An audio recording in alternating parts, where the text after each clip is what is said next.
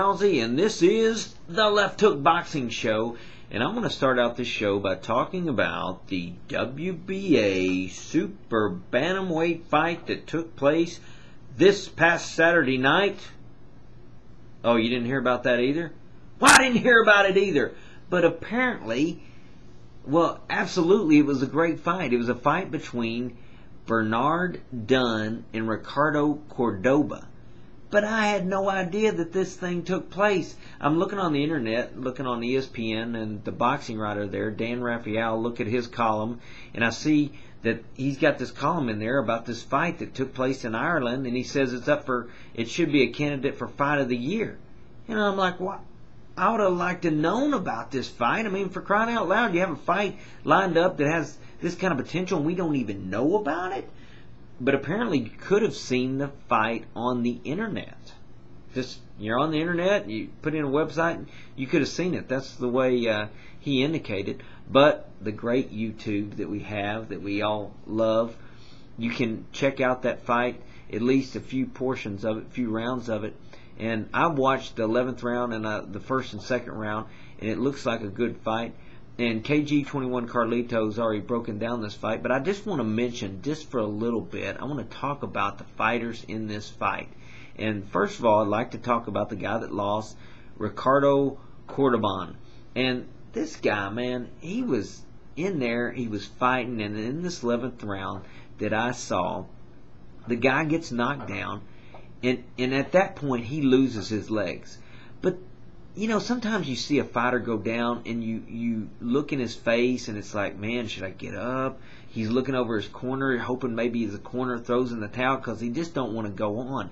Well, this guy goes down. He doesn't look at the corner. He doesn't do nothing but get up, man. He just gets up and his legs are wobbling and he doesn't run in the corner and hide, man. The guy goes out and he's still swinging. He's still doing what he has to do, and then he gets knocked down again. And he goes down again, and the same thing, gets back up. And you gotta love that. You gotta admire that out of a guy. And this guy's fighting at super junior featherweight or whatever, 122 pounds, and this guy's showing this kind of guts and this kind of heart. I thought it was impressive. And then he gets knocked out the final time. Dunne really creams him good, and he goes down, and they show a camera shot of him, and there's blood all over his eye, and his head raises up. But his body wouldn't respond. But the guy was trying to get up. They had to carry him out on a stretcher. And I know, you know, we hate to see that, but hey, man, I'm telling you, right out there, fist to you, because I like to see a warrior, and I hope the guy's okay, and I think he was. There wasn't anything said that he was hurt seriously. But, man, I like to see a warrior fight, and this guy was a warrior, so my props to him. Now, the next guy, Bernard Dunne, I mean, for crying out loud, on Ring Magazine, Ricardo Cordoba was the 7th ranked at that weight class. And Bernard Dunne wasn't on the list, so I don't know where he falls in that. But this guy did an outstanding job.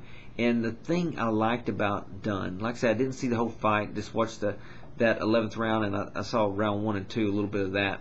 But the thing I liked about this guy is he was in outstanding physical shape. You know, when you fight a fight and you go to round 11, man, even if you're in good shape, you know, you're worn down.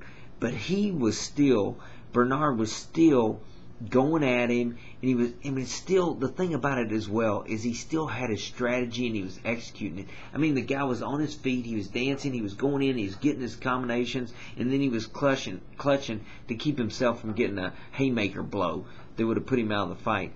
And he was just doing a great job, and then he was able to land his blows when he needed to and put him out. And then once he hurt him, he went after him like a wild dog. So, you know, great job by him, and we'll see what happens with him in the future. Maybe he'll get on some fights that we'll get to see here in America. But great job of those two fighters. The next thing I'd like to talk about is clutching.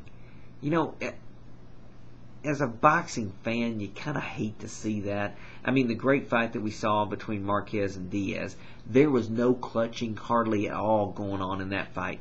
Those two guys fought the whole time, just sitting there exchanging blows throughout the fight.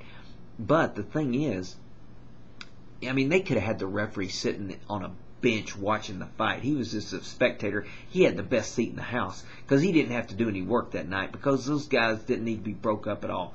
And as a fan, of course, we love that. But from a strategy standpoint, I mean, this is one thing I've seen from watching a lot of fights. I saw it with this Dunne fighting Cordoba, is that Cordoba's pretty much going in, but Dunne would get that clutch in there, and then he would keep himself from getting hit by Cordoba, and then he was able to land his blows. And you also saw it, I mean, I thought Mosley did a great job against Margarito, clutching. He was totally frustrating Margarito. You know, against Cotto, Margarito would fight, and Cotto would move away, but he wouldn't clutch. But Mosley would do the clutches, and he frustrated Margarito, and then he was able to, of course, land the blows that he needed to put Margarito down. And then also Mayweather. I just watched the last round of that fight with Mayweather and Hatton again on YouTube, and man, that was a beautiful job of strategy, speed. You know, there's a reason why they say Mayweather's, you know, top dog, because he just beautiful execution. And in that fight, I was watching it, and you know, the punch that knocked down Hatton the first time was the left hook. You gotta love that here at the Left Hook Boxing Show. So clutching, I think that's a good strategy. Although it's not appealing to watch, I think it's a good strategy, and it can work effectively, and it has worked effectively for a lot of the good fighters. Now Diaz doesn't do that, and I think if he would get with somebody like a real, you know, somebody like Freddie Roach, who won Trainer of the Year again, I think, and I think he's won it for the third time. You know, doing those kind of things that kind of help you in the late rounds, I think he would be a better fighter. But the next thing I want to talk about is we had a fight that we were talking about, and our folks on YouTube were talking about. I believe 17 Brandiff was talking about it. The fight between Hopkins and Adamek. And then I was reading on ESPN today, and apparently this fight is off because Hopkins wanted to get like $3 or $4 million for the fight, and he wanted to pay Adamek like $500,000. I mean, come on, Bernard. Can't expect a guy to get in the ring. He's a cruiserweight champion. Get in the ring for $500,000. You're making $3 or $4 million. I mean, come on.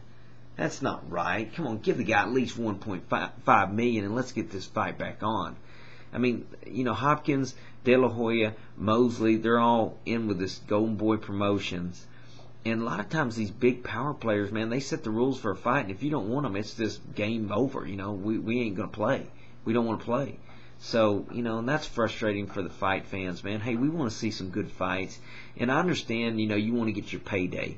But let's be fair about it. Let's get realistic, man. $3 or $4 million to $500,000. Come on, let's even the scale a little bit. Even if Hopkins I mean, hey, you're a big draw, but this Adamek's a big draw too, and he ought to get paid a little bit. So let's hope they get back to the table and negotiate this fight and get it back on. We want to see a good fight. Okay, I want to talk a little bit about the show that's upcoming on Sunday. I want to do one thing. I want to do a few things, but the one thing I'm thinking about is I'm going to answer the question, you might be a fight freak if, so I'm going to talk about that and see how many fight freaks we got out there. And hopefully we'll have a good show, and hopefully you enjoy that show, and hopefully you enjoyed this one. For now, this is Rousey. I'm out.